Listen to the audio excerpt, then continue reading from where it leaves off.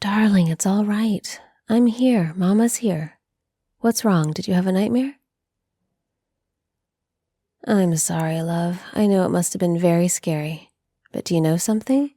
It wasn't real. It was all just a dream. Truly. Now, do you think you can sleep again? Maybe your next dreams will be happy ones. What about if I read to you for a bit? Maybe that will take your mind off the scary things. Of course, I can read to you from the new book we got today, remember? It's called Little Lord Fauntleroy. I know you were excited for this one. Good. Now, get all comfortable in your bed, nice and warm, that's it. And when you start to feel sleepy, just let yourself drift off to dreamland, all right? Very good. Now let's see what this book is about. Let's see, Little Lord Fauntleroy. Chapter 1. Cedric himself knew nothing whatever about it. It had never been even mentioned to him. He knew that his papa had been an Englishman because his mama had told him so, but then his papa had died when he was so little a boy that he could not remember very much about him, except that he was big and had blue eyes and a long mustache, and that it was a splendid thing to be carried around the room on his shoulder. Since his papa's death, Cedric had found out that it was best not to talk to his mama about him. When his father was ill, Cedric had been sent away, and when he'd returned, everything was over, and his mother, who had been very ill too, was only just beginning to sit in her chair by the window. She was pale and thin, and all the dimples had gone from her pretty face, and her eyes looked large and mournful, and she was dressed in black. "Dearest," said Cedric. His papa had called her that always, and so the little boy had learned to say it. "Dearest, is my papa better?" He felt her arms tremble, and so he turned his curly head and looked in her face. There was something in it that made him feel that he was going to cry. "Dearest," he said, "is he well?" Then suddenly his loving little heart told him that he better put both his arms around her neck and kiss her again and again, and keep his soft cheek close to hers. And he did so, and she laid her face on his shoulder and cried bitterly, holding him as if she could never let him go again. "Yes, he is well," she sobbed. "He is quite well, but we have no one left but each other, no one at all." Then, little as he was, he understood that his big, handsome young papa would not come back any more, that he was dead, as he had heard of other people being, although he could not comprehend exactly what strange thing had brought all this sadness about. It was because his mama always cried when he spoke of his papa that he secretly made up his mind it was better not to speak of him very often to her. And he found out, too, that it was better not to let her sit still and look into the fire or out of the window without moving or talking. He and his mama knew very few people, and lived what might have been thought very lonely lives, although Cedric did not know it was lonely until he grew older and heard why it was they had no visitors. Then he was told that his mama was an orphan, and quite alone in the world when his papa had married her. She was very pretty, and had been living as a companion to a rich old lady who was not kind to her. And one day Captain Cedric Errols, who was calling at the house, saw her run up the stairs with tears on her eyelashes, and she looked so sweet and innocent and sorrowful that the captain could not forget her. And after many strange things had happened, they knew each other well and loved each other dearly, and were married, although their marriage brought them the ill will of several persons. The one who was most angry of all, however, was the captain's father, who lived in England, and was a very rich and important old nobleman, with a very bad temper and very violent dislike to America and Americans. He had 2 sons older than Captain Cedric, and it was the law that the elder of these sons should inherit the family title and estates, which were very rich and splendid. If the eldest son died, the next one would be heir. So, though he was a member of such a great family, there was little chance that Captain Cedric would be very rich himself. But it so happened that nature had given to the youngest son gifts which she had not bestowed upon his elder brothers. He had a beautiful face and a fine, strong, graceful figure. He had a bright smile and a sweet, gay voice. He was brave and generous. and had the kindest heart in the world, and seemed to have the power to make everyone love him. And it was not so with his elder brothers. Neither of them was handsome or very kind or clever. When they were boys at Eton, they were not popular. When they were at college, they cared nothing for study and wasted both time and money and made few real friends. The old Earl, their father, was constantly disappointed and humiliated by them. His heir was no honor to his noble name, and did not promise to end in being anything but a selfish, wasteful, insignificant man, with no manly or noble qualities. It was very bitter, the old Earl thought, that the son who was only third, and would have only a very small fortune, should be the one who had all the gifts, and all the charms, and all the strength and beauty. Sometimes he almost hated the handsome young man, because he seemed to have the good things which should have gone with the stately title and the magnificent estates, and yet, in the depths of his proud, stubborn old heart, he could not help caring very much for his youngest son. It was in one of his fits of petulance that he sent him off to travel in America. He thought he would send him away for a while, so that he should not be made angry by constantly contrasting him with his brothers, who were at that time giving him a great deal of trouble by their wild ways. But after about 6 months, he began to feel lonely, and longed in secret to see his son again. So he wrote to Captain Cedric and ordered him home. The letter he wrote crossed on its way a letter the captain had just written to his father, telling of his love for the pretty American girl, and of his intended marriage. And when the Earl received that letter, he was furiously angry. Bad as his temper was, he had never given way to it in his life as he gave way to it when he read the captain's letter. His valet, who was in the room when it came, thought his lordship would have a fit of apoplexy. He was so wild with anger. For an hour he raged like a tiger, and then he sat down and wrote to his son, and ordered him never to come near his old home, nor to write to his father or brothers again. He told him he might live as he pleased, and die where he pleased, that he should be cut off from his family forever, and that he need never expect help from his father as long as he lived. The captain was very sad when he read the letter. He was very fond of England, and he dearly loved the beautiful home where he'd been born. He had even loved his ill-tempered old father, and he had sympathized with him in his disappointments, but he knew he need expect no kindness from him in the future. At first he scarcely knew what to do. He had not been brought up to work and had no business experience, but he had courage and plenty of determination. So he sold his commission in the English army, and after some trouble found a situation in New York and married. The change from his old life in England was very great, but he was young and happy, and he hoped that hard work would do great things for him in the future. He had a small house on a quiet street, and his little boy was born there, and everything was so gay and cheerful in a simple way that he was never sorry for a moment that he had married the rich old lady's pretty companion just because she was so sweet, and he loved her, and she loved him. She was very sweet, indeed, and her little boy was like both her and his father. Though he was born in so quiet and cheap a little home, it seemed as if there had never been a more fortunate baby. In the first place, he was always well, and so he never gave anyone trouble. In the second place, he had so sweet a temper and ways so charming that he was a pleasure to everyone. And in the third place, he was so beautiful to look at that he was quite a picture. Instead of being a bald-headed baby, he started in life with a quantity of soft, fine, gold-colored hair, which curled up at the ends and went into loose rings by the time he was 6 months old.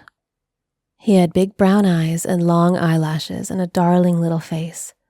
He had so strong a back and such splendid sturdy legs that at 9 months he learned suddenly to walk. His manners were so good for a baby that it was delightful to make his acquaintance. He seemed to feel that everyone was his friend, and when anyone spoke to him when he was in his carriage in the street, he would give the stranger one sweet, serious look with the brown eyes, and then follow it with a lovely, friendly smile. And the consequence was that there was not a person in the neighborhood of the quiet street where he lived, even to the grocery man at the corner who was considered the crossest creature alive, who was not pleased to see him and speak to him. And every month of his life he grew handsomer and more interesting. When he was old enough to walk out with his nurse, dragging a small wagon and wearing a short white kilt skirt and a big white hat set back on his curly yellow hair, he was so handsome and strong and rosy that he attracted everyone's attention, and his nurse would come home and tell his mama stories of the ladies who had stopped their carriages to look at and speak to him, and of how pleased they were when he talked to them in his cheerful little way, as if he had known them always. His greatest charm was this cheerful, fearless, quaint little way of making friends with people.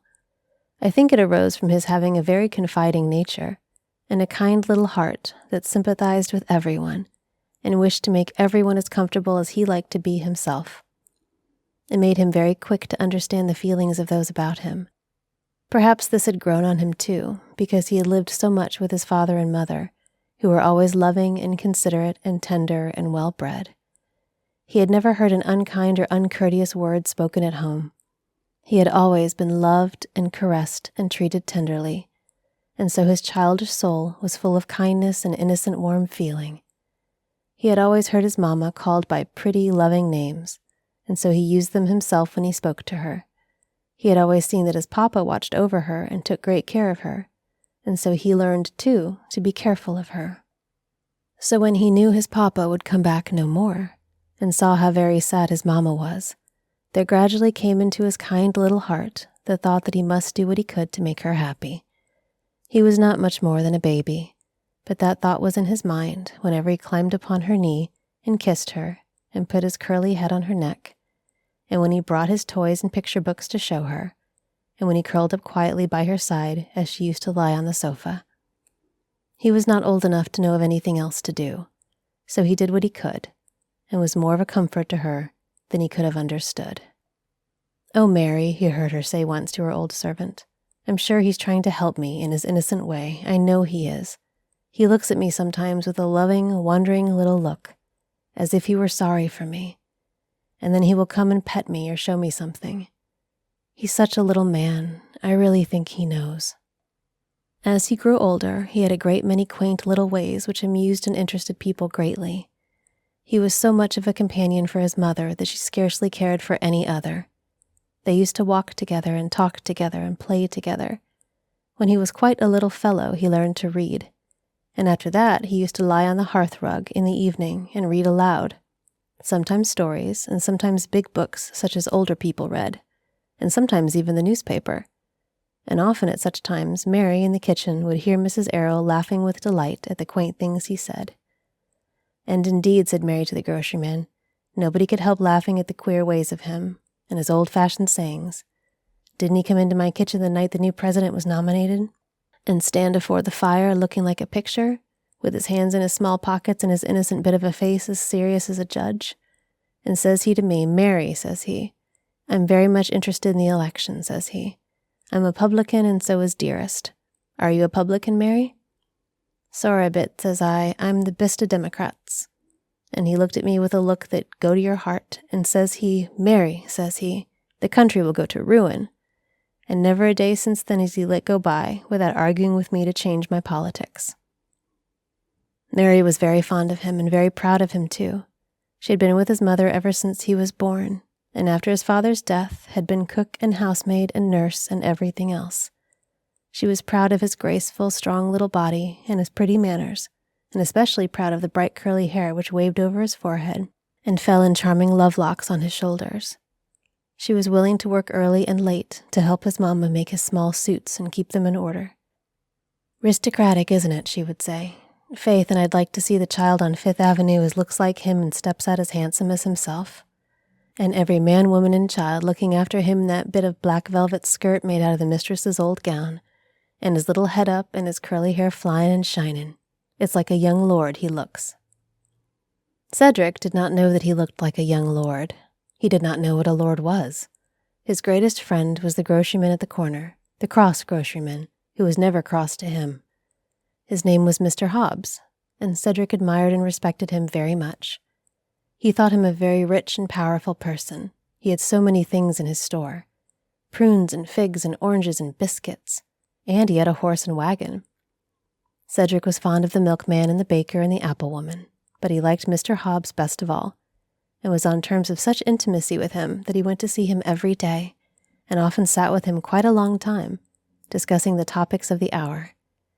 It was quite surprising how many things they found to talk about. The 4th of July, for instance. When they began to talk about the 4th of July, there really seemed no end to it. Mr. Hobbes had a very bad opinion of the British, and he told the whole story of the Revolution, relating very wonderful and patriotic stories about the villainy of the enemy and the bravery of the revolutionary heroes. And he even generously repeated part of the Declaration of Independence. Cedric was so excited that his eyes shone and his cheeks were red and his curls were all rubbed and tumbled into a yellow mop. He could hardly wait to eat his dinner after he went home. He was so anxious to tell his mamma. It was perhaps Mr. Hobbes who gave him his first interest in politics. Mr. Hobbes was fond of reading the newspapers, and so Cedric heard a great deal about what was going on in Washington, and Mr. Hobbes would tell him whether the president was doing his duty or not. And once, when there was an election, he found it all quite grand, and probably but for Mr. Hobbes and Cedric, the country might have been wrecked. Mr. Hobbes took him to see a great torchlight procession, and many of the men who carried torches remembered afterward a stout man who stood near a lamp-post and held on his shoulder a handsome little shouting boy who waved his cap in the air. It was not long after this election, when Cedric was between 7 and 8 years old, that the very strange thing happened which made so wonderful a change in his life. It was quite curious, too, that the day it happened he had been talking to Mr. Hobbes about England and the Queen, and Mr. Hobbes had said some very severe things about the aristocracy, being especially indignant against earls and marquises. It had been a hot morning, and after playing soldiers with some friends of his, Cedric had gone into the store to rest, and had found Mr. Hobbes looking very fierce over a piece of the Illustrated London News, which contained a picture of some court ceremony. "Ah," he said, "that's the way they go on now, but they'll get enough of it some day, when those they've trod on rise and blow them up sky high, earls and marquises and all. It's coming, and they may look out for it." Cedric had perched himself as usual on a high stool and pushed his hat back, and put his hands in his pockets in delicate compliment to Mr. Hobbes. "Did you ever know many marquises, Mr. Hobbes?" Cedric inquired. "Or earls?" "No," answered Mr. Hobbes with indignation. "I guess not. I'd like to catch one of them inside here, that's all. I'll have no grasping tyrants sitting around my cracker barrels." And he was so proud of the sentiment that he looked around proudly and mopped his forehead. "Perhaps they wouldn't be earls if they knew any better," said Cedric, feeling some vague sympathy for their unhappy condition. "Wouldn't they?" said Mr. Hobbes. "They just glory in it. It's in 'em. They're a bad lot." They were in the midst of their conversation when Mary appeared. Cedric thought she'd come to buy some sugar, perhaps, but she had not. She looked almost pale, and as if she were excited about something. "Come home, darling," she said. "The mistress is wanting you." Cedric slipped down from his stool. "Does she want me to go out with her, Mary?" he asked. "Good morning, Mr. Hobbes. I'll see you again." He was surprised to see Mary staring at him in dumbfounded fashion, and he wondered why she kept shaking her head. "What's the matter, Mary?" he said. "Is it the hot weather?" "No," said Mary, "but there's strange things happening to us." "Has the sun given Dearest a headache?" he inquired anxiously. But it was not that. When he reached his own house, there was a coupe standing before the door, and someone was in the little parlor talking to his mamma. Mary hurried him upstairs and put on his best summer suit of cream-colored flannel, with a red scarf around his waist, and combed out his curly locks. "Lords, is it?" he heard her say. "And the nobility and gentry. Lords indeed, worse luck." It was really very puzzling, but he felt sure his mamma would tell him what all the excitement meant, so he allowed Mary to bemoan herself without asking many questions. When he was dressed, he ran downstairs and went into the parlor. A tall, thin old gentleman with a sharp face was sitting in an armchair. His mother was standing nearby with a pale face, and he saw there were tears in her eyes. "Oh, Ceddie," she cried out, and ran to her little boy and caught him in her arms and kissed him in a frightened, troubled way. "Oh, Ceddie, darling." The tall old gentleman rose from his chair and looked at Cedric with his sharp eyes. He rubbed his thin chin with his bony hand as he looked. He seemed not at all displeased. "And so," he said at last, slowly, "and so this is little Lord Fauntleroy." I think that's enough of the book for tonight, darling. No, don't argue. That was the end of chapter 1, and you need to rest. Get some sleep, and I will see you when you wake. Mwah. Good night, love.